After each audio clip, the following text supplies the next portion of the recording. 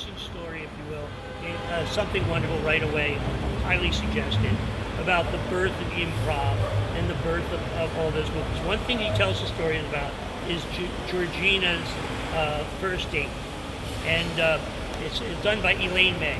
So I'm going to skip a little bit because I want to kind of read the book, okay? But the bottom line is that they did this in a bar, okay?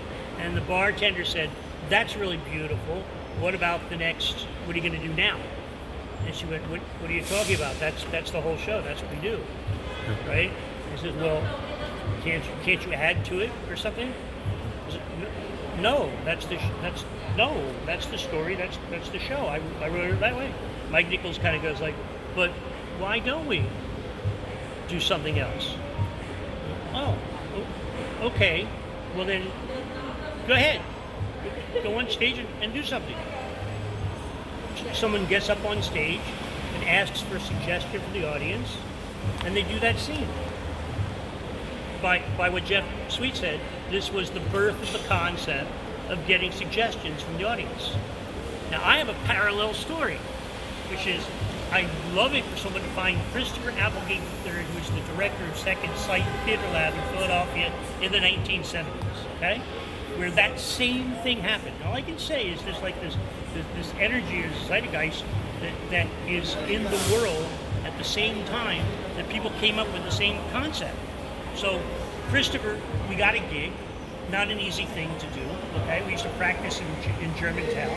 We got a gig in a bar, right? I think it was like Main Line or something like that, right? We do the pieces that we had learned, right? We went, "Good, this is great, congratulations." We go and we sit there, drink our beers and stuff, and Christopher comes over and says, "Hey guys, guess what?" I says, "What?" He says, "We need another half an hour of material." I said, "What? No, what are you talking about? We're sitting here and drinking, leave me alone. What are you talking about?" He says, "No, if we want to work in this bar again, the guy wants to sell more drinks. Go up and do something."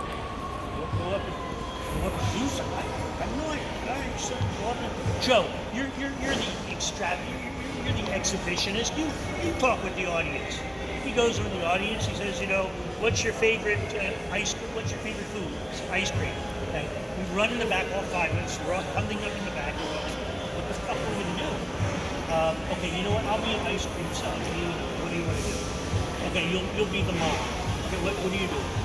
Okay, you'll be the guard comes in and says, "We're not supposed to be eating ice cream because it falls in the ground and messes up the ground."